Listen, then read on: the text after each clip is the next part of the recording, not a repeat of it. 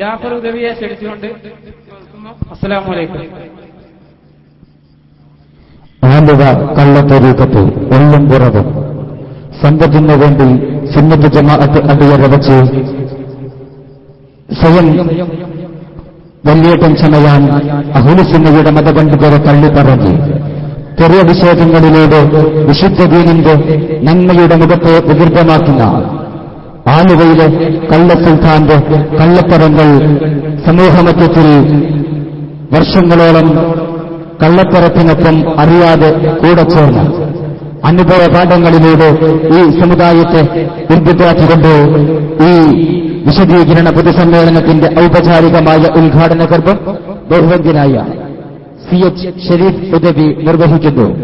ഈ നല്ല സദസ്സിന് വേണ്ടി സഹർഷം സവിനയം സ്വാഗതം ചെയ്യുന്നു. السلام عليكم ورحمة الله وبركاته. بسم الله الرحمن الرحيم. الحمد لله رب العالمين وبه نستعين ونتوكل عليه ونعوذ بالله من شرور أنفسنا ومن سيئات أعمالنا. من يهده الله فلا مضل له ومن يضلله فلا هادي له. ونشهد أن لا إله إلا الله وحده لا شريك له. ونشهد أن سيدنا محمدا عبده ورسوله صلى الله عليه وعلى آله وأصحابه وسلم تسليما كثيرا. أعوذ بالله من الشيطان الرجيم. بسم الله الرحمن الرحيم. إن الذين قالوا ربنا الله ثم استقاموا تتنزل عليهم الملائكة ألا تخافوا ولا تحزنوا وأبشروا بالجنة التي كنتم توعدون. صدق الله العظيم. ഈ അനുഗ്രഹീത സംഗമത്തിന്റെ അഭിയന്യ അധ്യക്ഷർ, പ്രിയങ്കരനായ സഹപ്രവർത്തകനും സുഹൃത്തു കൂടിയായ ബഹുമാനപ്പെട്ട ജാഫർ ഹുദവി അവർകള്, ഈ മഹൽ സംഗമത്തിൽ ഇവിടെ മുഖ്യപ്രഭാഷണം നടത്തുന്ന പ്രിയങ്കരനായ സുഹൃത്ത് ബഹുമാനപ്പെട്ട അബൂബക്കർ ഹുദവി അവർകള്, വന്യരായ ഉസ്താദ് മജീദ് ഫൈലി, സിദ്ദീഖ് അരിമ്ര ആരിഫ്, നമ്മുടെ വേദിയിലും സദസ്സിലുമുള്ള ബഹുമാനപ്പെട്ട സുഹൃത്തുക്കൾ, കാര്യത്തിന്റെ ഗൗരവവും ഈ ഒരു അനുഗ്രഹീത സംഗമം സംഘടിപ്പിക്കുന്നതിന്റെ ആവശ്യകതയൊക്കെ വ്യക്തമായി ഇവിടെ സൂചിപ്പിക്കുകയുണ്ടായി. കേരളം എന്ന് പറയുമ്പോൾ ഒരുപാട് പ്രസ്ഥാനങ്ങൾക്കും അതുപോലെ തന്നെ നിരവധി യാഥാർത്ഥ്യങ്ങളെ കടന്നുപോയ ഒരു സംസ്ഥാനമാണ്. ത്വരീഖത്ത് കേരളത്തെ സംബന്ധിച്ചിടത്തോളം ഒരു പുത്തിരിയല്ല. മുൻകാലങ്ങളിൽ ഒരുപാട് ത്വരീഖത്തുകളും അതിന്റെ മശായിഖുമാരും അല്ലെങ്കിൽ അതിന്റെ ആളുകളൊക്കെ ഇവിടെ നടന്നുപോയിട്ടുണ്ട്. ബഹുമാനപ്പെട്ട ആലിമീങ്ങൾ എതിർക്കേണ്ട സമയത്ത് വേണ്ടതുപോലെ കൈകാര്യം ചെയ്തിട്ടുമുണ്ട്. പക്ഷെ ഇതൊരു പുതിയ രീതിയാണ്. ആത്മീയതയുടെ പേര് പറഞ്ഞ് സമൂഹത്തെ തെറ്റിദ്ധരിപ്പിക്കുകയും ഉന്നത ശീർഷകരാകുന്ന ബഹുമാനപ്പെട്ട ഉത്കൃഷ്ടരായ പണ്ഡിതന്മാരെ പൂർണ്ണമായും താറടിച്ച് സമൂഹമധ്യേ യാഥാർത്ഥ്യങ്ങളോട് തരിമ്പും യോജിക്കാത്ത ഒരുപാട് അബദ്ധജടിലമായ ആശയങ്ങൾ പറഞ്ഞ് സമൂഹമധ്യത്തിൽ താറടിക്കുകയും ചെയ്യുന്ന ഈ സ്വഭാവം ഇതൊരു പുതിയ രീതിയാണ്. അല്ലാഹു സുബ്ഹാനഹു വ തആല ഹഖ് മനസ്സിലാക്കുവാനും ഹഖിന്റെ പാത പൂർണ്ണമായും സ്വീകരിച്ച് അതേ വഴിയിൽ നടന്നു ആ വഴിയിലൂടെ തന്നെ ജീവിച്ച് മഹാന്മാരായ നമ്മുടെ സംസ്ഥയുടെ പണ്ഡിതന്മാർക്കൊപ്പം നിന്നു അവസാനം മരിക്കണ സമയത്ത് അവരൊക്കെ മരിച്ചുപോയ പോലെ വിശുദ്ധമാകുന്ന കലിമത്ത് തൗഹീദ് ഉച്ചേസനം പിന്നെ ഉറക്ക ചൊല്ലി മരിക്കാനുള്ള സൗഭാഗ്യം അല്ലാഹു നമുക്ക് നൽകി അനുഗ്രഹിക്കുമാറാകട്ടെ. ഒരുപക്ഷെ ഇവരെ ഏറ്റവും കൂടുതൽ അസ്വസ്ഥരാക്കിയ ഒരു പണ്ഡിതനാണ് നമ്മളൊക്കെ എന്നും ആദരിക്കുന്ന സമസ്ത കേരള ജമീയത്തുലമായ കേരളത്തിലൂടെ സ്ഥാപിക്കുന്നതിനും അതുപോലെ അതിനുവേണ്ടി ഏറ്റവും കൂടുതൽ എല്ലാ നിലക്കും ആത്മാർത്ഥമായി സേവനം ചെയ്ത ഒരു സാധാ പ്രവർത്തകനായി മൺമറഞ്ഞുപോയ മഹാനായ ശൈഖുന KT മാനി മുസ്ലിയാർ നവ്വറല്ലാഹു മർഖദ നമ്മളൊക്കെ കണ്ട് ആസ്വദിച്ച് നമ്മുടെ മുമ്പിന്ന് കോഴിക്കോട് കടപ്പുറത്ത് ജനലക്ഷങ്ങളെ സാക്ഷ്യപ്പെടുത്തി ഇങ്ങനെയാണ് സമസ്തയ്ക്ക് വേണ്ടി പ്രവർത്തിച്ചാൽ അവസാനം ഇങ്ങനെ അന്ത്യം ഉണ്ടാകുമെന്ന് നമുക്ക് മുമ്പിൽ കാണിച്ചു തന്ന അഭിയന്തനായ മഹാനായ ശൈഖുന മാനി മുസ്ലിയാർ അല്ലാഹു തആല അവിടെ ദർജ ഉയർത്തി കൊടുക്കുമാറാട്ടെ. ഞാൻ കൂടുതൽ ചരിത്രത്തിലേക്ക് കടന്നു പോകേണ്ടതില്ല. നമ്മളൊക്കെ അനുഭവിച്ച പണ്ഡിതനാണ്. എങ്ങനെ മരിച്ചുപോയത്? ആലുവ ശൈഖിനെ അംഗീകരിച്ചിട്ടല്ലല്ലോ ഉള്ളത്.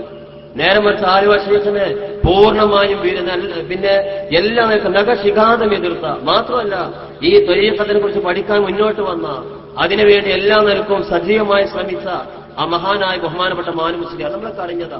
കോഴിക്കോട് ജമിയത്തുൽ മുഅല്ലിമീന്റെ സംസ്ഥാന സമ്മേളനം നടക്കുന്നതിനിടയിൽ സ്വാഗതം പറയേണ്ട പണ്ഡിതനാണ്. ജനലക്ഷങ്ങൾ സംഗമിച്ചു. ഇതാ ഇങ്ങനെ സമസ്തക്ക് സേവനം ചെയ്താൽ ഉണ്ടാകുക തന്റെ ആത്മീയ ഗുരുവാകുന്ന മഹാനായ മർഹൂം ചാപ്പനങ്ങാടി ബാബു ഹുസൈൻ അല്ലാഹു മർഖദ ഖദ്ദസല്ലാഹു സിറഹുൽ അസീസ് ആ മഹാന്റെ വിശുദ്ധമായ ഖബറിടം സിയാറത്ത് ചെയ്തു. സമ്മേളനത്തിനെത്തി എല്ലാ ഒരുക്കങ്ങളും ചെയ്തിരുന്നു. നമ്മൾ ചരിത്രം പഠിക്കുന്ന ആളുകൾ ചരിത്രം മനസ്സിലാക്കിയവരാണ്. മാനുസ്താദ വന്നു, സ്റ്റേജിൽ വന്നു, മഹാന്മാരായ സാദാത്തുമാരെ കണ്ടു, അതുപോലെ ആലിമ്യങ്ങളെ കണ്ടു, എല്ലാവരെയും കണ്ട് സായുജ്യമടഞ്ഞു. സമസ്ത അതിന്റെ ഏകദേശം നല്ല രൂപത്തിലേക്ക് എത്തിക്കൊണ്ടിരിക്കുകയാണ്. അവിടെ വന്നു, അസ്വസ്ഥത നേരിട്ടു, നമ്മളൊക്കെ അനുഭവിച്ച് മനസ്സിലാക്കിയ ആളുകൾ. അങ്ങനെ ബഹുമാനപ്പെട്ട സ്റ്റേജിൽ ഇറങ്ങിപ്പോയി, സുഖമില്ല എന്ന് പറഞ്ഞു. പിറ്റേ നമ്മളൊക്കെ പത്രത്തിൽ കണ്ട അന്ന് തന്നെ അതേ സ്റ്റേജിൽ അത് ബഹുമാനപ്പെട്ട മാനുസ്താദ് വന്ന് ആ മഹാന്റെ സ്വാഗതം കേൾക്കാൻ വേണ്ടി ഒന്ന് ജനലക്ഷങ്ങൾ തടിച്ചുകൂടി അവസാനം തന്റെ പേര് ദിക്ർ ചൊല്ലി, യാസീൻ ഓതി, സൂറത്തുൽ ഇഖ്ലാസ് ഒരുപാട് ഓതി, മഹാന്റെ മയ്യിത്ത് നിസ്കാരവും കഴിഞ്ഞതിന് ശേഷം എല്ലാവരും തിരിച്ചുപോയത്. എന്തുണ്ടായത്? ആംബുലൻസിൽ കയറി കൊണ്ടുപോകുമ്പോൾ വെള്ളം ആവശ്യപ്പെട്ടു. തന്റെ വെപ്പുവല്ല് ഊരി മരുമകന്റെ കൈ കൊടുത്തു. 3 വട്ടം ലാ ഇലാഹ ഇല്ലല്ലാഹ് എന്ന് ശേഷം അവിടെ ചൊല്ലുകയും അങ്ങനെ വയ്ക്കുകയും ചെയ്തു. അല്ലാഹു തആല നമുക്കും അതുപോലെ തൗഫീഖ് ചെയ്യുമാറാകട്ടെ. ഇതാണ് സമസ്തയുടെ പാരമ്പര്യം. ഇങ്ങനെ സമസ്തക്ക് പ്രവർത്തിച്ചാൽ നമുക്ക് പിന്നെ അനുഭവിക്കാനുള്ള ഏറ്റവും നല്ല പൂർണ്ണമായ സന്തോഷകരമായ അനുഭവം ഉണ്ടാകും. ഈ മഹാനെക്കുറിച്ച് അവരെന്ത് പറഞ്ഞു ഞാനൊന്നും ഈ സമയത്ത് പറയുന്നില്ല. നമ്മൾ മനസ്സിലാക്കേണ്ടത് സമസ്ത അത് ഏറ്റവും വലിയ ഉത്കൃഷ്ട സംഘടന. ഒരുപക്ഷെ ഈ പ്രഭാഷകർക്ക് അറിഞ്ഞു കാണില്ല. ഞങ്ങൾക്ക് അതിലുണ്ടായിരുന്ന ജാഫർക്ക് അനുഭവം ഉണ്ടാകും. മനസ്സിലാക്കേണ്ടത് ഈ ത്വരീഖത്തിന്റെ 1ാമത്തെ ഖിലാഫത്ത് സമ്മേളനം നടന്നു ആലുവയിൽ വെച്ച്. 1ാം ഖിലാഫത്ത് സമ്മേളനം 5 ഖലീഫ്മാരാണ് അദ്ദേഹം ഖിലാഫത്ത് തൊട്ട് പുറത്തുവിട്ടത്. ആ ഖിലാഫത്ത് സമ്മേളനത്തിലേക്ക് എന്തുകൊണ്ടാണ് ഇവര് മഹാനായ ശൈഖുന സൈനുൽ ഉലമ ക്ഷണിച്ചിരുന്നല്ലോ. അഭിയന്തര ഞങ്ങളുടെ വന്യരായ ഉസ്താദ് ബഹുമാനപ്പെട്ട ഡോക്ടർ ബഹാവുദ്ദീൻ ഉസ്താദിനെ ക്ഷണിച്ചിരുന്നു. എന്തുകൊണ്ടാണത്? സമസ്ത ഒരു പേഴ്ച പാർട്ടിയാണെങ്കിൽ ഈ പണ്ഡിതന്മാർ ഉൾക്കൊള്ളാൻ നിങ്ങൾക്കാകില്ല എങ്കിൽ എന്തിനെ ഷെയ്ഖ് അല്ലെങ്കിൽ ആ ആലുവ സുൽത്താൻ എന്തിനീ പണ്ഡിതന്മാരെ 1ാം ഖിലാഫത്ത് സമ്മേളനത്തിലേക്ക് ക്ഷണിച്ചു? എന്തിനാ ക്ഷണിച്ചത്?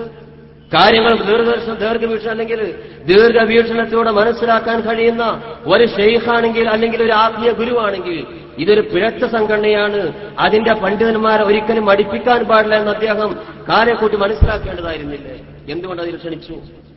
ബഹുമാനപ്പെട്ട ആലിമ്യങ്ങൾ നമ്മുടെ ഉസ്താദുമാർ അന്ന് പോകേണ്ട ഗതികേടുണ്ടായില്ല. നമ്മൾ മനസ്സിലാക്കേണ്ടത് ഇങ്ങനെയാ കാര്യങ്ങളൊക്കെ അങ്ങനെ നീങ്ങി. പിന്നെ അവസാനത്തായി മഹാന്മാരായ നമ്മുടെ പണ്ഡിത മഹത്തുക്കൾ ഇതിന്റെ നിജസ്ഥിതി സമൂഹത്തിന് മനസ്സിലാക്കി കൊടുത്തു. സമസ്ത എതിർത്ത് അതിനുശേഷം ഇല്ലാത്ത കുറ്റങ്ങളില്ല, തെറിയഭിഷേകം ചെയ്തുകൊണ്ടിരിക്കും. അവിടെ സൂചിപ്പിച്ചല്ലോ എത്ര മഹദികളെ കുറിച്ച് നിങ്ങളൊക്കെ ഇവിടെ ഖൽഫ് പറഞ്ഞത്. വിശുദ്ധമായ ഖുർആൻ അല്ലാഹു തആല പറഞ്ഞിട്ടുണ്ടല്ലോ, ബിസ്മില്ലാഹിർ റഹ്മാനിർ റഹീം ഇന്നല്ലദീന യർമൂനൽ മുഹ്സനാത് അൽ ഗാഫിലാത്തിൽ മുഅ്മിനാത് ലുഇനൂ ഫിദ് ദുനിയാ വൽ ആഖിറ വലഹും അദാബുൻ അദീം. വിശുദ്ധമായ ഖുർആൻ സൂറത്തുൽ നൂർ പറഞ്ഞു, നിങ്ങൾ എത്ര നല്ല നല്ല വനിതകളെ കുറിച്ചാണ് ഇവിടെ അനാവശ്യം പറഞ്ഞത്, വിവിധാരോപണം നടത്തിയില്ലേ? ഓരോ ഈ കാണുന്ന ഒരുപാട് പണ്ഡിത മഹത്തുക്കളുടെ മാതാക്കളെ സംബന്ധിച്ച് നിങ്ങൾ എന്ത് പറഞ്ഞു? വിശുദ്ധ ഖുർആൻ പറഞ്ഞത് എങ്ങനെ ചെയ്യുന്ന ആളുകൾ ലുഇനൂ ഫിദ് ദുനിയാ വൽ ആഖിറ വലഹും അദാബുൻ അദീം. ദുനിയാവിലും ആഖിറത്തിലും ശപിക്കപ്പെട്ടവരാണ്. ഇങ്ങനെ പറയുന്ന ആളുകൾ മഹദികളാകുന്ന സച്ചരിതരാകുന്ന ആ നല്ല വനിതകളെ സംബന്ധിച്ച് ആയിഷ ബിയെ സംബന്ധിച്ചുള്ള ഇറങ്ങിയ ആയത്തും ഇതിന് തഫ്സീർ ഒരുപാട് മഹാന്മാർ പറയുന്നുണ്ട്. ഇങ്ങനെയുള്ള ആളുകൾ ലുഇനൂ ഫിദ് ദുനിയാ വൽ ആഖിറ, ദുനിയാവിലും ആഖിറത്തിലും ശാപഭാരം പിന്നെ പേരേണ്ടവരായി വരും. മാത്രമല്ല വലഹും അദാബുൻ അദീം, അവർക്ക് ശക്തമായ ശിക്ഷ ഉണ്ടാകും. അല്ലാഹു നമ്മളെ കാത്തുരക്ഷിക്കുമാറാകട്ടെ. അതുകൊണ്ട് കാര്യങ്ങളൊക്കെ ഇൻഷാ അല്ലാഹ് ഇവിടെ വിശദമായി പറയേണ്ട അറിയിക്കേണ്ട രൂപത്തിൽ അഭിയന്തരായ അബൂബക്കർ ഉദയും അതുപോലെ തന്നെ ജാഫർ ഒരുപാട് ആൾക്കാരൊക്കെ ഉണ്ട്. ഇവരൊക്കെ വിശദീകരിക്കും.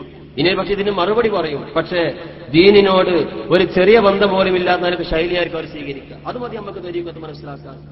ഒരു ശൈഖാണെങ്കിലും മുരീദാണെങ്കിൽ ബഹുമാനപ്പെട്ട ആലിമ്യങ്ങൾ മഹാന്മാരായ സൂഫിവര്യന്മാർ ആരിഫ്യങ്ങൾ ചില ഷർത്തുകളൊക്കെ പറഞ്ഞിട്ട് വിശദമായി നമുക്ക് കേൾക്കാൻ സാധിക്കും. ചില ഷർത്തുകളുണ്ട്.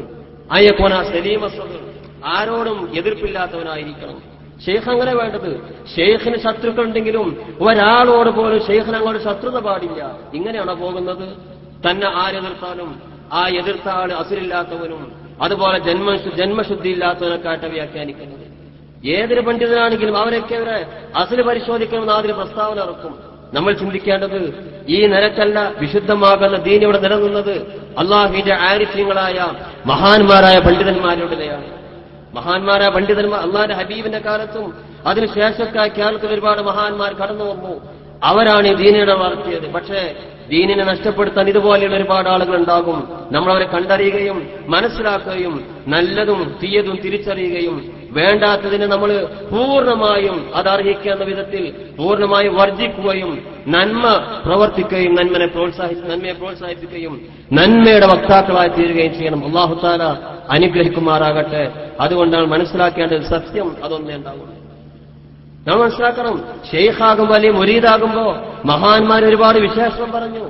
ആ വിശേഷണങ്ങളുള്ള ആളുകൾക്ക് അള്ളാഹുവിന് അല്ലെങ്കിൽ ഏറ്റവും നല്ല സലീമു സദ്റാകുന്ന എന്നതുപോലെ തന്നെ നന്മയുടെ പൂർണ്ണമായി വക്താക്കളും ആത്മീയ ഗുരുക്കളുമായി തീരാൻ സാധിക്കുള്ളൂ.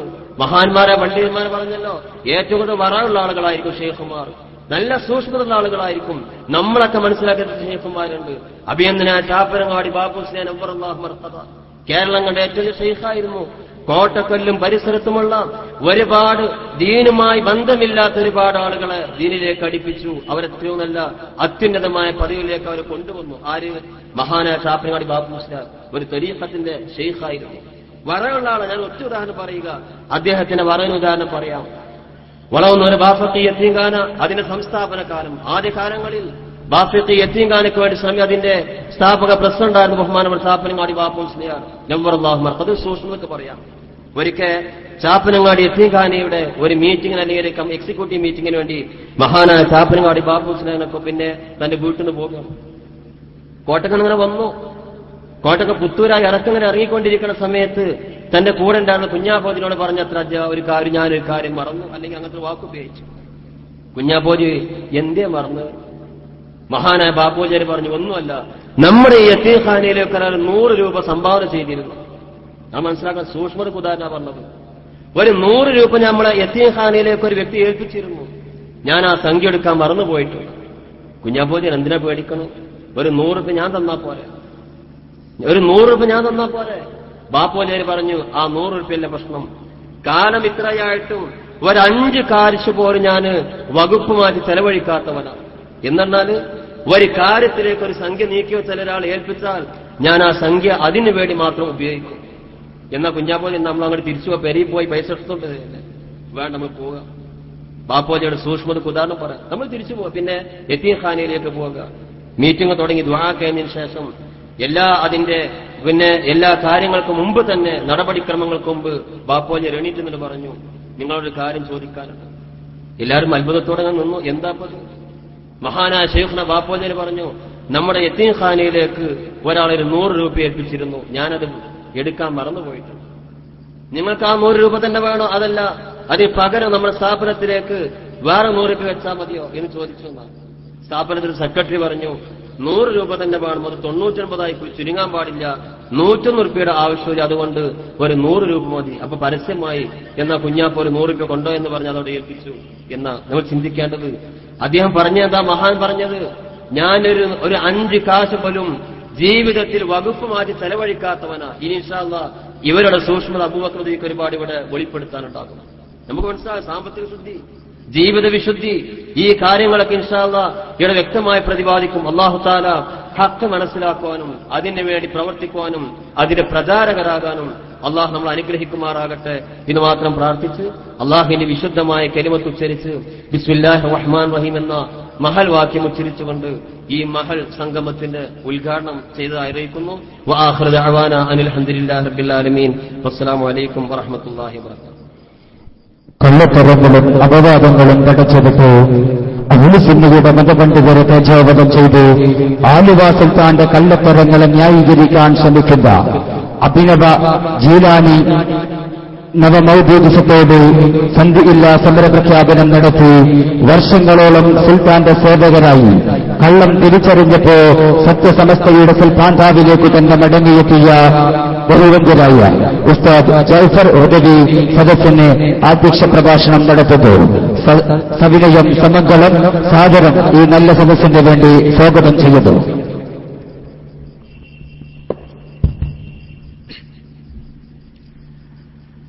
السلام عليكم ورحمة الله وبركاته. بسم الله الرحمن الرحيم. الحمد لله رب العالمين والعاقبة للمتقين. اللهم صل وسلم وبارك على عبدك ورسولك النبي الأمي سيدنا محمد. اللهم صل وسلم على عبدك ورسولك النبي الأمي سيدنا محمد. اللهم صل وسلم وبارك على عبدك ورسولك النبي الأمي سيدنا محمد. وصل على جميع الأنبياء والمرسلين وصل على آله وصحابه أجمعين.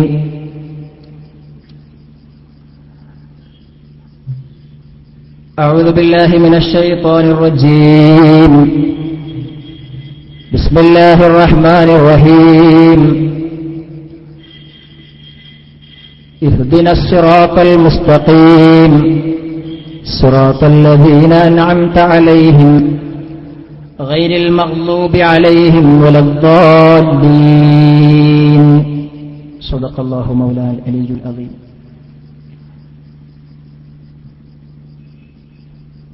يا سيدي سندي أوفي ويا مددي. يا سيدي سندي غوثي ويا مددي كل ظهيرا على الأعداء بالمدد.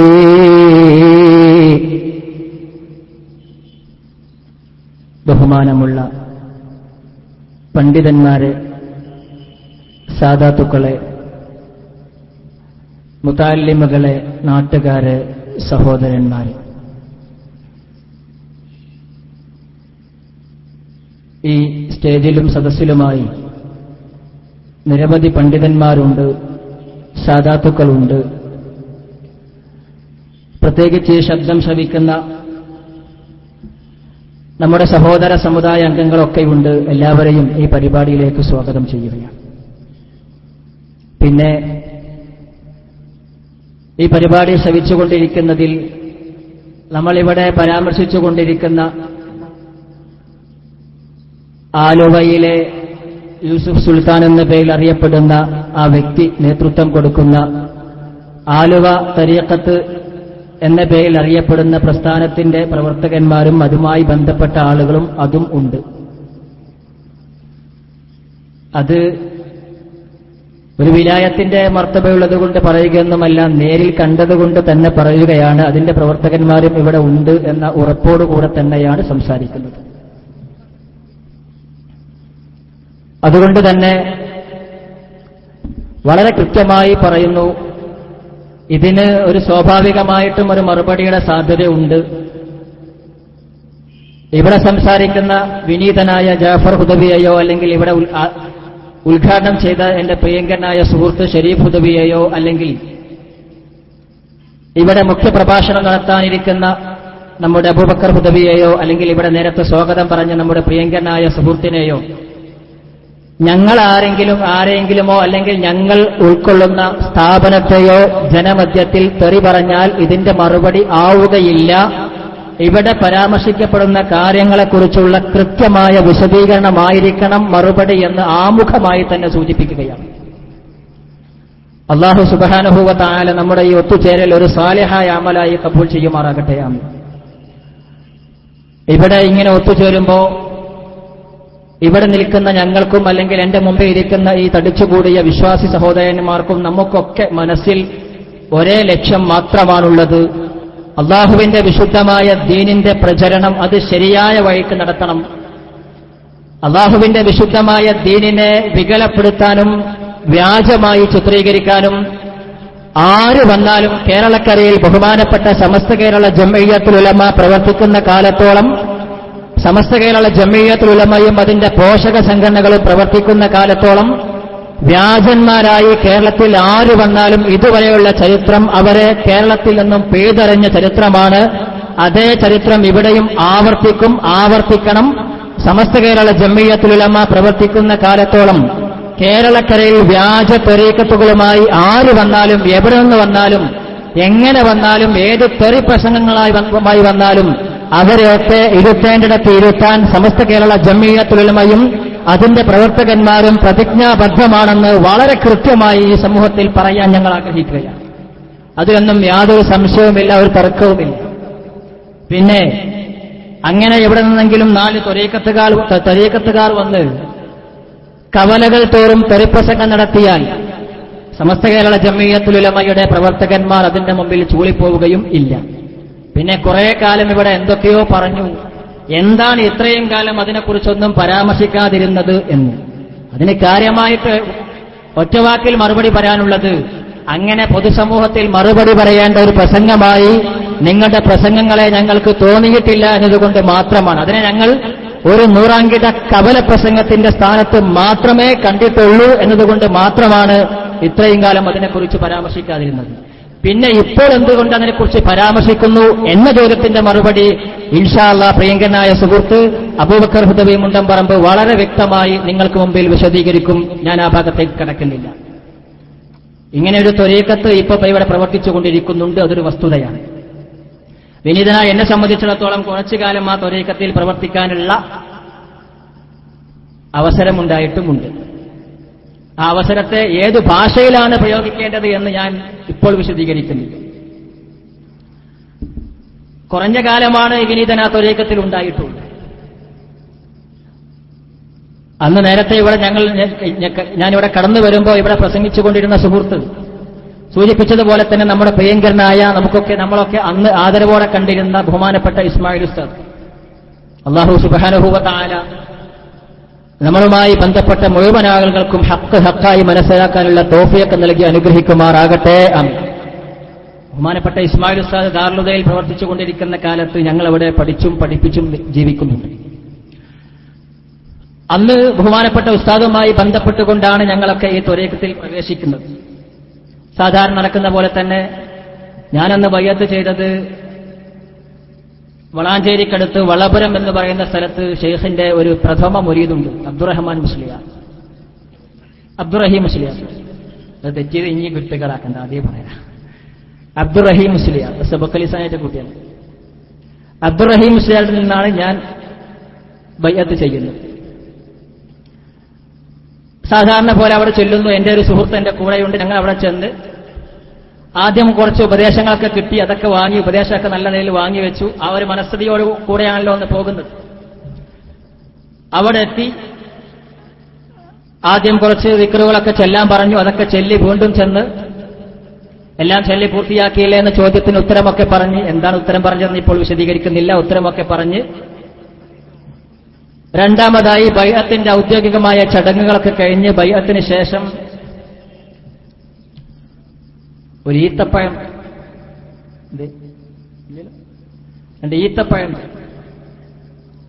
ഈത്തപ്പഴം തിന്നവർ പക്ഷെ എന്റെ മുമ്പിലുണ്ടാവും. ഈത്തപ്പഴം മാത്രം തിന്നാൽ പോരാ, ഈത്തപ്പഴത്തിന്റെ കുരു അടക്കം തിന്നണം. ഒരു ഈത്തപ്പഴത്തിന്റെ കുരു തിന്നാനുള്ള ബുദ്ധിമുട്ട് ഒരുപക്ഷെ എന്റെ മുമ്പിലിരിക്കുന്ന ആർക്കും അറിയില്ലായിരിക്കും, പക്ഷെ എനിക്കതറിയും. ഈ കുരു എങ്ങനെ തിന്നാം? വിഴുങ്ങാൻ പറ്റില്ല, ചവച്ചരച്ച് തിന്നാം. ജീവിതത്തിൽ ആദ്യമായും അവസാനമായും ഓർമ്മയിൽ അങ്ങനെ ഈത്തപ്പഴത്തിന്റെ കുരു വയറ്റിലേക്ക് എത്തിയിട്ടുണ്ട് എന്നൊരു ഉറപ്പുണ്ട്. ആദ്യത്തത് അവസാനം ചവച്ചരച്ച് 2-3 ദിവസം പ്രയാസപ്പെട്ട്, കാരണം അന്നത്തെ മാനസികാവസ്ഥ അങ്ങനെയാണല്ലോ. ഏതായിരുന്നാലും അങ്ങനെ പിന്നെ കുറച്ചു കാലം അവിടെ പ്രവർത്തിച്ചു. അൽഹംദുലില്ലാഹ് മഹാനായ പാണക്കാട് സയ്യിദ് ഉമർ അലി ശിഹാബ് തങ്ങളുടെയും മഹാനായ കക്കാട് എസ് എം ജഫ്രി തങ്ങളുടെയും അല്ലാഹു തആല അവരുടെ ആഖിറം വെളിച്ചമാക്കി കൊടുക്കുമാറാകട്ടെ.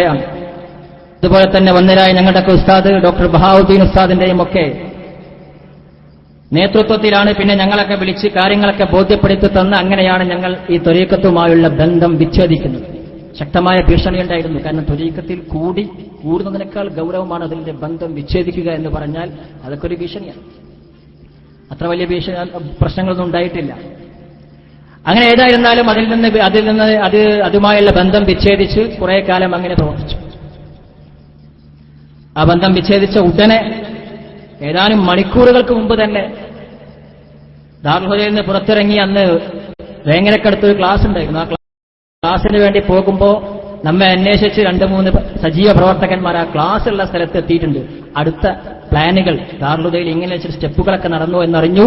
അടുത്ത പ്ലാൻ എങ്ങനെയാണെന്ന് ചോദിക്കാൻ വേണ്ടി ആ ഭാഗം ഞാനിപ്പോൾ വിശദീകരിക്കുന്നില്ല. ഇപ്പൊ നമ്മെ സംബന്ധിച്ചിടത്തോളം ആ ഭാഗത്തുള്ള പോസ്റ്റ്മോർട്ടത്തിന്റെ ഒന്നും ആവശ്യമില്ലാത്ത വിധം ഇവർ തന്നെ ആത്മീയത, ത്വരീഖത്ത് തുടങ്ങിയ കാര്യങ്ങൾക്കുള്ള വിശദീകരണം ഈ സമൂഹത്തിൽ ഇവർ തന്നെ നൽകിക്കൊണ്ടിരിക്കുന്ന ഒരവസ്ഥയാണ് ഇപ്പോൾ നാം കാണുന്നത്. ഇത് പറയുമ്പോൾ ഒരിക്കലും മനസ്സിലാക്കരുത് നമ്മൾ ത്വരീഖത്തിനെ എതിർക്കുന്നവരാണ് എന്ന് അല്ല. അങ്ങനെ ഒരു കുപ്രചരണം ഇവിടെ നടക്കുന്നുണ്ട്. ബഹുമാനപ്പെട്ട സമസ്ത കേരള ജംഇയ്യത്തുൽ ഉലമയും സമസ്ത കേരള ജംഇയ്യത്തുൽ ഉലമയുടെ പണ്ഡിതന്മാരും ത്വരീഖത്ത് വിരോധികളാണ്, ത്വരീഖത്തിനെ വിമർശിക്കുന്നവരാണ് എന്ന തരത്തിലുള്ള ഒരു തെറ്റായ പ്രചരണം ഇവിടെ സമൂഹത്തിൽ നടത്തിക്കൊണ്ടിരിക്കുന്നു. അത് ഒരിക്കലും തന്നെ ശരിയല്ലെന്ന് മാത്രമല്ല, നമുക്കെല്ലാവർക്കും അറിയാം. കേരളക്കരയിലെ എന്റെ മുമ്പിലിരിക്കുന്ന പ്രായം ചെന്ന പണ്ഡിതന്മാരുണ്ട്.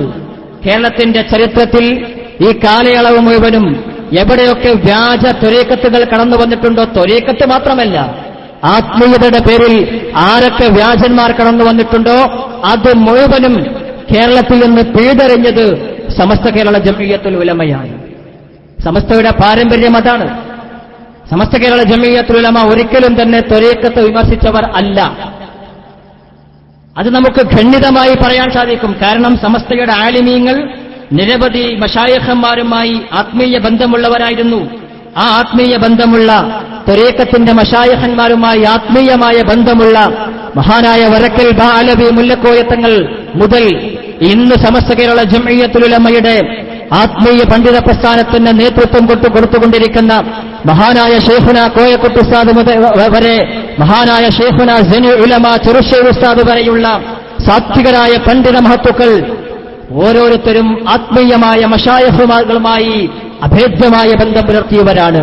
ഇവർ ഒരിക്കലും തന്നെ ശരിയായ ത്വരീഖത്തുകളെ വിമർശിച്ചിട്ടില്ല. ഞാൻ പറയാൻ കാരണം സമസ്ത കേരള ജംഇയ്യത്തുൽ ഉലമ എന്ന് പറഞ്ഞാൽ തന്നെ ത്വരീഖത്ത് വിരോധികളായി ചിത്രീകരിക്കുന്ന ഒരു സ്വഭാവമുണ്ട്. എന്റെ മുമ്പിൽ എന്റെ കയ്യിലുള്ളത് സന്ദേശം എന്ന് പറയുന്ന ഒരു സമ്മേളന സപ്ലിമെന്റാണ്. എന്ന് പറഞ്ഞാൽ ഖുതുബുസ്സമാൻ വിളിക്കുന്നു സമ്പൂർണ്ണ തൗഹീദിലേക്ക് അന്താരാഷ്ട്ര സൂഫി മഹാസമ്മേളനം. അന്താരാഷ്ട്ര സൂഫി മഹാസമ്മേളനത്തിന്റെ നടക്കുകയുണ്ടായി. അതിന്റെ ഉദ്ഘാടനം ചെയ്ത ആളെ പേരൊന്നും ഞാൻ ഇപ്പോൾ ഇവിടെ പറയുന്നില്ല. ഈ മഹത്തായ സദസ്സിൽ വെച്ചുകൊണ്ട് അന്താരാഷ്ട്ര സൂഫി മഹാസമ്മേളനം ഉദ്ഘാടനം ചെയ്ത വ്യക്തി. ആ സമ്മേളനത്തിന്റെ സന്ദേശം സമ്മേളന സപ്ലിമെന്റാണ് എന്റെ കയ്യിലുള്ളത്. ഈ സപ്ലിമെന്റ് വായിച്ചാൽ ഇതിലുടനീളം സമസ്ത കേരള ജംഇയ്യത്തുൽ ഉലമ എന്ന് പറഞ്ഞാൽ ത്വരീഖത്തിനെതിരെ, ത്വരീഖത്തിനെ വിമർശിക്കുന്നവർ, ആ രീതിയിലുള്ള തെറ്റായ പ്രചരണം നടത്തി സമൂഹത്തെ തെറ്റിദ്ധരിപ്പിക്കുന്ന രീതിയിലാണ് ഇന്ന് കാര്യങ്ങൾ ഇവർ നീക്കിക്കൊണ്ടിരിക്കുന്നത്. ഞാൻ ദീർഘമായി വിശദീകരിക്കുന്നില്ല. പക്ഷേ കാര്യങ്ങൾ പൊതുസമൂഹം കൃത്യമായി മനസ്സിലാക്കേണ്ടതുണ്ട്. നമ്മൾ ഒരിക്കലും തന്നെ ത്വരീഖത്തിനെ വിമർശിക്കുന്നവർ അല്ല. പക്ഷേ നമ്മൾ വിമർശിക്കുന്നത് വ്യാജ ത്വരീഖത്തുകളുമായി വ്യാജന്മാരായി വരുന്ന ആളുകളെയാണ് നമ്മൾ വിമർശിക്കുന്നത്. അവരെ ഇൻഷാ അല്ലാഹ് ഖിയാമത്ത് നാൾ വരെ വിമർശിക്കുക തന്നെ ചെയ്യുമെന്ന വിഷയത്തിൽ ആർക്കും സംശയവും വേണ്ട. അതിനു വേണ്ടിയാണ് സമസ്ത കേരള ജംഇയ്യത്തുൽ ഉലമ നിലകൊള്ളുന്നത്. പിന്നെ ഇവിടെ സൂചിപ്പിച്ചതുപോലെ വിമർശനങ്ങളുമായി വരുമ്പോൾ കേരളത്തിൽ നമ്മൾ ധാരാളം സംഘടനകളും പ്രസ്ഥാനങ്ങളുമുണ്ട്. ആളുകളൊക്കെ പരസ്പരം അങ്ങുമിങ്ങും വിമർശിക്കാറുണ്ട്, കാര്യങ്ങൾ പറയാറുണ്ട്, ഒക്കെയുണ്ട്. പക്ഷേ വിമർശിക്കുമ്പോൾ അതിലൊരു മര്യാദ വേണം. വിമർശനങ്ങളുടെ മര്യാദ എന്ന് പറഞ്ഞാൽ ആരെയാണോ വിമർശിക്കുന്നത് അയാൾ പറയുന്ന കാര്യങ്ങളുടെ മറുപടി ആയിരിക്കണം നമ്മൾ പറയേണ്ടത്. ഞാൻ നേരത്തെ സൂചിപ്പിച്ചതുപോലെ സംസാരിക്കുന്ന ആളെക്കുറിച്ച് കുറെ തെറി പറഞ്ഞാൽ അല്ലെങ്കിൽ അദ്ദേഹം, ഇപ്പൊ ഞാനും ഷരീഫ് ഹുദവിയും അബൂബക്കർ ഹുദവിയും ഒക്കെയാണ് ഇവിടെ ഉള്ളത്. നാളെ ഇവിടെ വന്ന് ദാറുൽ ഹുദ ഇസ്ലാമിക് യൂണിവേഴ്സിറ്റി എന്ന് പറയുന്ന ഞങ്ങളൊക്കെ പഠിച്ച സ്ഥാപനത്തെക്കുറിച്ച് കുറെ തെറി പറഞ്ഞാൽ അത് ഇതിന്റെ മറുപടിയാകുമോ എന്ന് ചിന്തിക്കാൻ നമ്മളൊക്കെ കൃത്യമായി തയ്യാറാവും. അങ്ങനെ ചോദിക്കണം. നമ്മൾ പറയുന്ന കാര്യങ്ങളെ കൃത്യമായി നേരിടണം. അതിലൊന്നും ഒരാശങ്കയും ആവശ്യമില്ല. ഇവിടെ നേരത്തെ സ്വാഗതം പറഞ്ഞപ്പോൾ പറഞ്ഞല്ലോ, ഏറുകെട്ടേണ്ട അവസ്ഥയിലേക്ക് എത്തിയിട്ടുണ്ട് എന്നൊരു സൂചന ഉണ്ടായി. ചില ഭാഗത്തു നിന്നൊക്കെ ഏറുകെട്ടി തുടങ്ങിയിട്ടുണ്ട് എന്ന വിവരം കൂടി നമ്മൾ അറിയേണ്ടതുണ്ട്. എന്റെ ശബ്ദം ശ്രവിക്കുന്ന ചില ആളുകൾക്കറിയാം. കൃത്യമായി ഞാൻ പറയുന്നു, എന്റെ ശബ്ദം ശ്രവിച്ചുകൊണ്ടിരിക്കുന്ന ചില ആളുകൾക്കറിയാം, കോട്ടക്കലിനടുത്ത് ആട്ടീരി എന്ന് പറഞ്ഞൊരു പ്രദേശമുണ്ട്. കോട്ടക്കലിനടുത്ത് ആട്ടീരി എന്ന് പറയുന്ന ഒരു പ്രദേശത്ത് സ്വാഭാവികമായി അവർക്കുണ്ടാകുന്ന ഒരു സ്വഭാവമാണ് വിമർശിക്കുക. അവിടെ വന്നിട്ട് ത്വരീഖത്തിന്റെ ചില കുട്ടി നേതാക്കന്മാർ, വലിയ ആളുകളൊന്നുമില്ല, വമ്പൻ ആളുകളൊന്നുമില്ല, ചില കുട്ടി നേതാക്കന്മാർ പരിപാടി വെച്ചു. എന്റെ ശബ്ദം, ഞാൻ ഒന്നുകൂടെ പറയുന്നു, എന്റെ ശബ്ദം ശ്രവിക്കുന്നവർക്ക് ആ പരിപാടിയെക്കുറിച്ച് സംഭവിച്ചതിനെക്കുറിച്ച് കൃത്യമായി അറിയാം.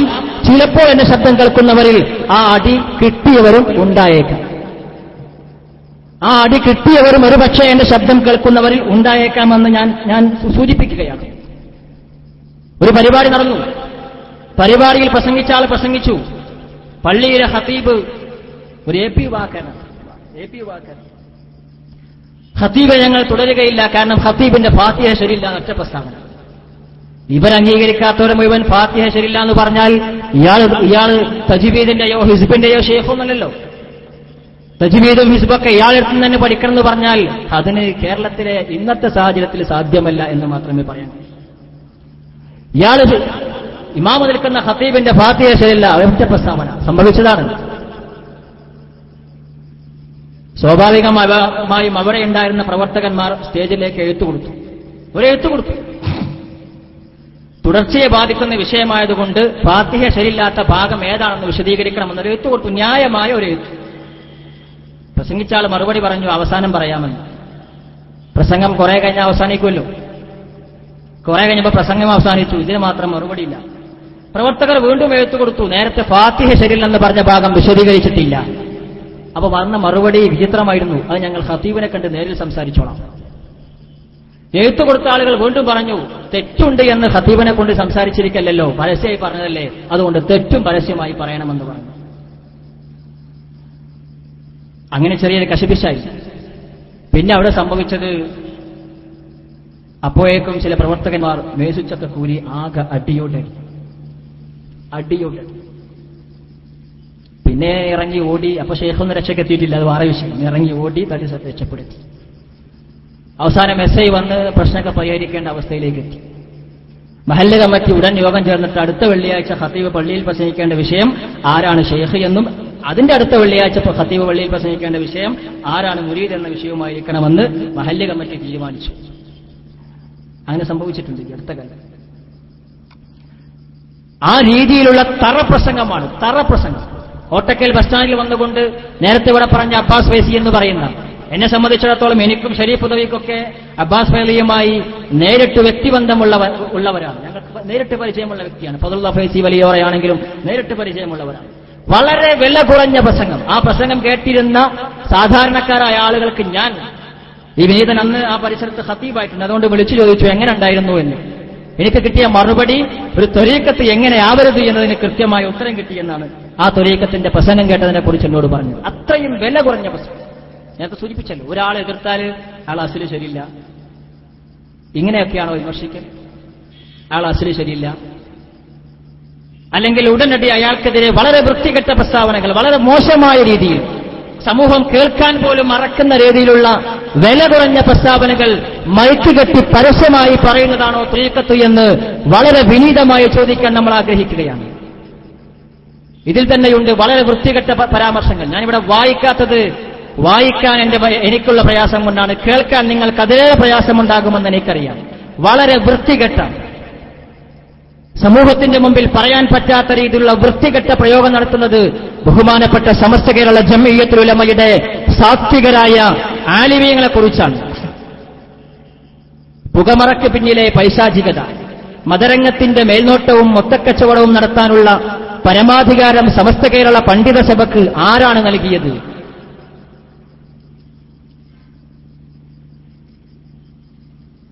ചോദിക്കുന്നത് അബ്ദുൽ ബാരി ചെമ്മാട് എന്ന് പറയുന്ന ഒരു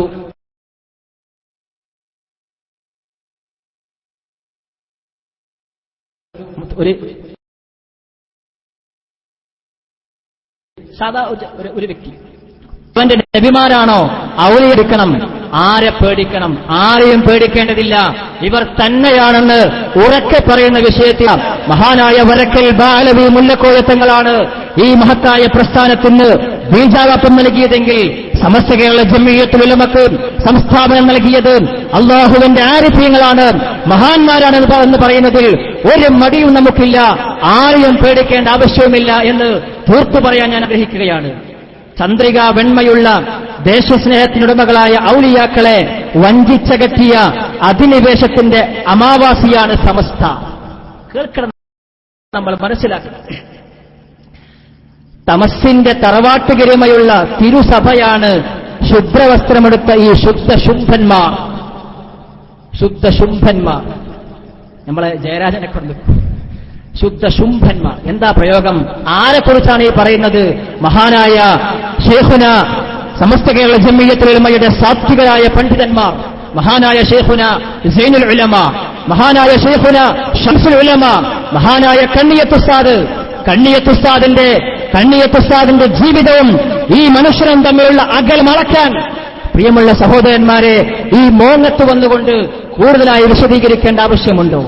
എന്റെ ജീവിതത്തിൽ ഒരു കറാഹത്ത് പോലും വരാൻ പാടില്ലെന്ന് നിർബന്ധം പിടിച്ച മഹാനായ കണ്ണിയത്തുസ്താദ്, ആ ജീവിതം നമുക്ക് മറക്കാൻ കഴിയുമോ?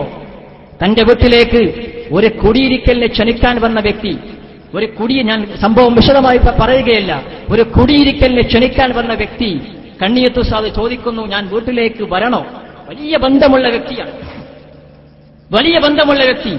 ആ മനുഷ്യൻ നിർബന്ധിക്കുന്നു, ഉസ്താദ് എന്തായാലും വരണം. അവസാനം കണ്ണിയത്തുസ്താദ് പറയുന്നു, ഞാൻ വന്നാൽ അവിടെ നിന്ന് ഭക്ഷണം കഴിക്കേണ്ടി വരുമോ? ആ മനുഷ്യൻ പറയുന്നു, ഞാൻ ഭക്ഷണം തരും. കണ്ണിയത്തുസ്താദിന്റെ മൂന്നാമത്തെ ചോദ്യം, എനിക്ക് ഭക്ഷണം നൽകാൻ വേണ്ടി, എനിക്ക് ഭക്ഷണം ഉണ്ടാക്കാനുള്ള സാധനം വാങ്ങാൻ നീ ചെലവഴിക്കുന്ന പണം ഏത് പണമാണ്? മൂന്നാമത്തെ അടുത്ത കമന്റ് കണ്ണിയത്തുസ്താദിന്റെ വാക്ക് ചോദിക്കാൻ കാരണമുണ്ട്. എന്റെ വയറ്റിലേക്ക് ഞാൻ അറിഞ്ഞുകൊണ്ട് ഇന്നുവരെ ഒരു ശുഭഹത്തിന്റെ മുതൽ പോലും കടന്നിട്ടില്ല. എന്റെ വയറ്റിലേക്കെങ്ങാനും നിന്റെ വീട്ടിൽ നിന്ന് ഹറാമിന്റെ സാധ്യതയുള്ള ഒരു ഭക്ഷണമെങ്ങാനും കടന്നാൽ ഉത്തരവാദിത്വം നീ ഏറ്റെടുക്കുമോ എന്ന് ചോദിച്ച സാത്വികനായ മഹാനായ കണ്ണിയത്തുസ്താദിനെ കുറിച്ച് ഔലിയാക്കളെ വഞ്ചിച്ചകറ്റിയ അധിനിവേശത്തിന്റെ അമാവാസിയാണ് സമസ്ത എന്ന് പറയാനുള്ള ചെങ്കൂറ്റം, പ്രിയമുള്ളവരെ, അതിന്റെ പേര് ത്വരീഖത്ത് എന്നല്ല, അതിനോടുക്കേണ്ട പേര് ത്വരീഖത്ത് എന്നല്ല. ഇത് മതി അവരുടെ വ്യാജവും കള്ളത്തരവും സമൂഹത്തിന് കൃത്യമായി മനസ്സിലാക്കാനും ഉൾക്കൊള്ളാനുമെന്ന് ബുദ്ധിയും തന്റെ ഇടമുള്ള നമ്മൾ മനസ്സിലാക്കണം. പിന്നെ അങ്ങോട്ട് കണ്ണ് തള്ളിക്കുന്ന ഈ വേഷഭൂഷാദികൾക്ക് പിറകിൽ നീച സംസ്കാരത്തിന്റെ ഉപാസകരായി പാരമ്പര്യം കാത്തുസൂക്ഷിക്കുകയാണ് ചെയ്യുന്നത് എന്ന് പറഞ്ഞുകൊണ്ട് പിന്നെ ആ നീച സംസ്കാരം ചിലത് പറയുന്നുണ്ട് സമസ്തയുടെ. അങ്ങനെ പറഞ്ഞിട്ട് ഇങ്ങനെയൊക്കെയുള്ള പ്രവർത്തനങ്ങളുടെ ഞാൻ വായിക്കുന്നില്ല, ഏറെക്കുറെ നിങ്ങൾക്ക് മനസ്സിലായി കാണും. ഉടമകളാണ് ഇങ്ങനെയൊക്കെയുള്ള സംസ്കാരത്തിന്റെ ഉടമകളാണ് ഈ മഹാന്മാരായ ആധികാരിക പരമോന്നത പണ്ഡിതരിൽ പലരും. നോക്കണം നിങ്ങൾ, എവിടെ എത്തി വിമർശനം? ഇതിന്റെ പേരാണ് ആത്മീയത, ഇതിന്റെ പേരാണ് കലിമത്തു ത്വയ്യിബ, ഇതിന്റെ പേരാണ് ത്വരീഖത്ത്.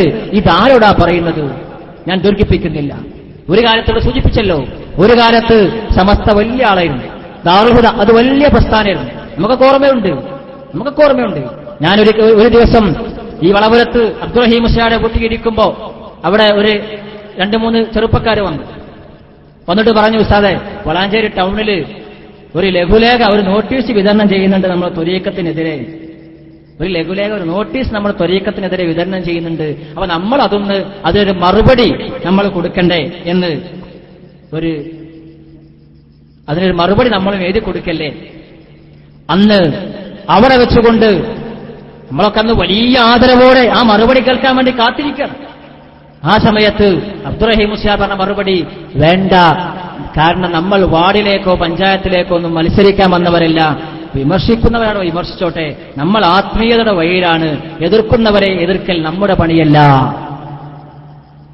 ആ വാക്കും ഇപ്പത്തെ പ്രവർത്തനവും തമ്മിലൊന്ന് തുലനം ചെയ്താൽ സാധാരണക്കാരായ അധികം കിതാബൊന്നും ഓതിപ്പഠിച്ചിട്ടില്ലാത്ത ശൈഖും ത്വരീഖത്തൊക്കെ എന്താണെന്ന് കിതാബുകളിൽ നിന്ന് മനസ്സിലാക്കാൻ കഴിയാത്ത എന്റെ മുമ്പേ ഇരിക്കുന്ന സാധാരണക്കാർക്ക് മനസ്സിലാക്കാൻ ഇതുപോലെ. അന്ന് പറഞ്ഞ മറുപടി അതാണ്. ഇന്ന് എവിടെ നിൽക്കുന്നു? ഞാൻ ഈ വായിച്ചത് അവർ ഔദ്യോഗികമായി ഇറക്കിയ സപ്ലിമെന്റിന്റെ ചില വരികൾ മാത്രമാണ്. പാണ്ഡിത്യത്തിന്റെ മുഖം മൂടി അണിഞ്ഞ പൈശാചികതയുടെ പ്രച്ഛന്ന രൂപങ്ങളാണ് ഇവർ. ആര്? സമസ്തയുടെ ആലിമീങ്ങൾ. ഇബ്ലീസിന്റെ ദൂതരും ദർശനക്കാരുമായി ഈ സംഘടനക്കാർ. അരണബുദ്ധിയാണ് ഓന്തിന്റെ നിറമുള്ള ഈ വങ്കപുങ്കവർക്കുള്ളത്. ഇത് മതരംഗത്തെ മലീമസമാക്കിയ ദുർമാർഗികളുടെ പ്രസ്ഥാനമാണ്. എന്നാ ഇങ്ങനെയൊക്കെ ആയത്? എന്നാണോ സമസ്ത കേരള ജംഇയ്യത്തുൽ ഉലമ ആധികാരികമായി ആലുവ ത്വരീഖത്ത് വ്യാജം എന്ന പ്രസ്താവന ഇറക്കിയത്, അന്നാണ് ഇങ്ങനെയൊക്കെ. അതുവരെ നല്ല ഉഷാറായിരുന്നു, അതുവരെ വളരെ ഭംഗി, വളരെ ഉഷാർ. സമസ്ത നല്ല ഉഷാറാണ്. ദാറുൽ ഹുദ ഖുതുബുസ്സമാൻ ഏറ്റെടുത്ത സ്ഥാപനാണ്. അല്ലാഹു തആല നോക്കും എന്തൊക്കെ പ്രസ്താവനകൾ. നേരെ സമസ്ത അങ്ങോട്ട് എതിർത്തപ്പോഴോ ഇപ്പൊ നിങ്ങൾ കേട്ട പോലെ ഇബ്ലീസിന്റെ ആളുകൾ, പൈശാചികതയുടെ ആളുകൾ, അങ്ങനെയുള്ള അരണബുദ്ധി ഓന്തിന്റെ ഇതിനെക്കുറിച്ച് അഷ്റഫുൽ വറ റസൂലുള്ളാഹി നേരത്തെ മുന്നറിയിപ്പ് നൽകിയിട്ടുണ്ട്.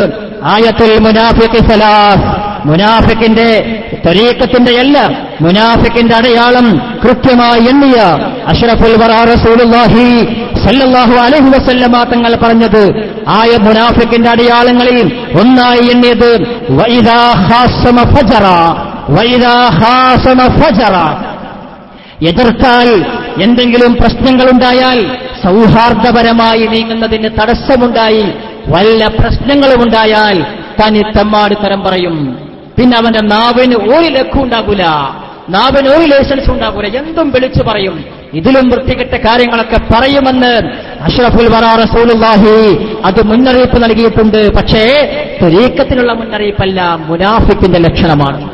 ഈ നിഫാഖ് വളരെ കൃത്യമായി നമ്മൾ കണ്ടുകൊണ്ടിരിക്കുന്നു. നാളെ മറുപടി പറയുമ്പോൾ അല്ലെങ്കിൽ അടുത്ത മറുപടിയിൽ വിശദീകരിക്കേണ്ടത് ഇതായിരിക്കണം. ഈ നിഫാഖ് എന്താണ് ഇതിനെക്കുറിച്ച് പറയാനുള്ളത്, അതാണ് വിശദീകരിക്കേണ്ടത് എന്ന് വളരെ കൃത്യമായി സൂചിപ്പിക്കുകയാണ്. ഇവരുടെ ഉത്ഭവവേളയിൽ പിന്നെ ഒരു വലിയ കറാമത്ത് എന്താ അറിയോ?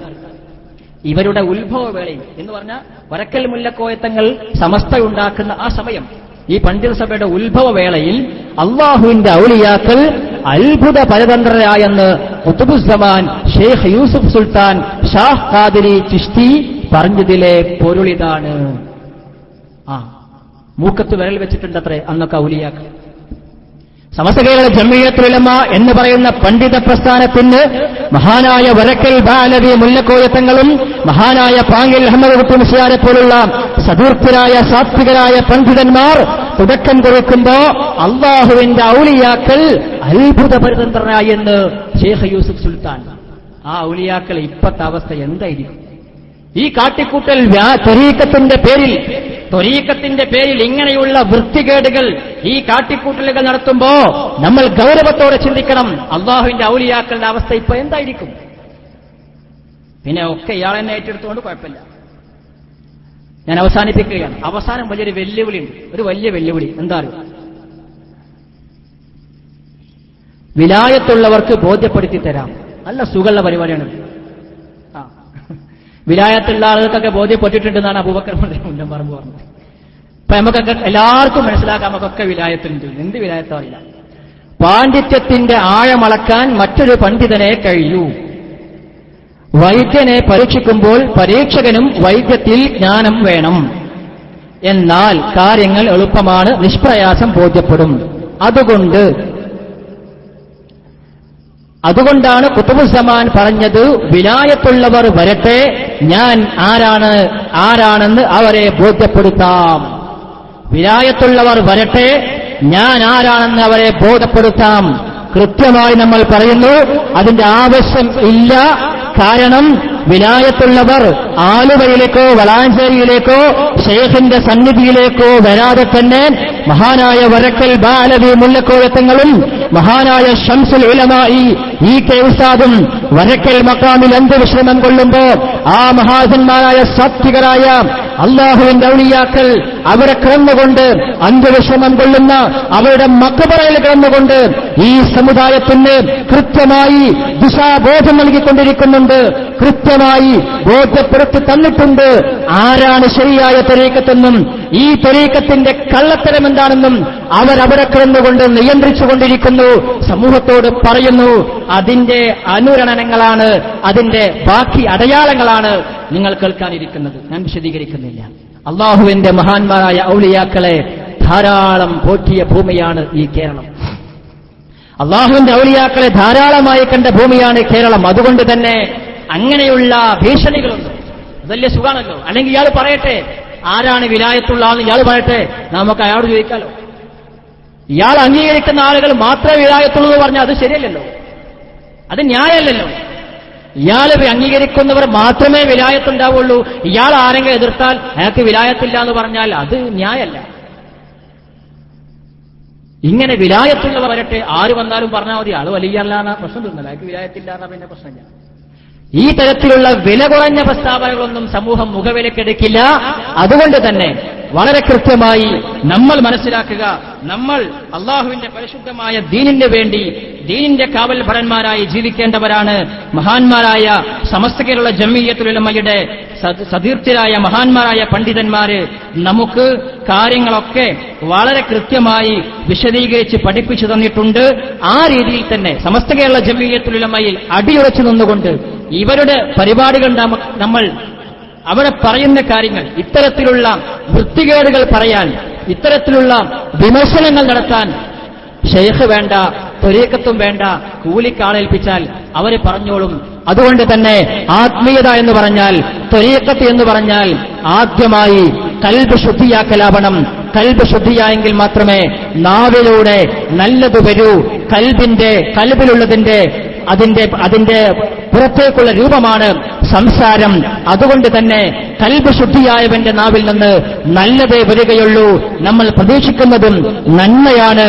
അതുകൊണ്ട് തന്നെ നല്ലതിനു വേണ്ടി നിലകൊള്ളാൻ നമ്മളൊക്കെ സജീവമായി ഉണ്ടാകണമെന്ന് വളരെ വിനീതമായി ആവശ്യപ്പെട്ടുകൊണ്ട് അള്ളാഹുവിന്റെ വിശുദ്ധമായ ദീന് കൃത്യമായി പ്രചരിപ്പിക്കുവാനും അതിനുവേണ്ടി നിലകൊള്ളുവാനും സുന്നത്ത് ജമാഅത്തിന് വേണ്ടി ജീവിതത്തിന്റെ അവസാനം വരെ ജീവിക്കുവാനും അള്ളാഹു നമുക്ക് തൗഫീഖ് നൽകി അനുഗ്രഹിക്കുമാറാകട്ടെ.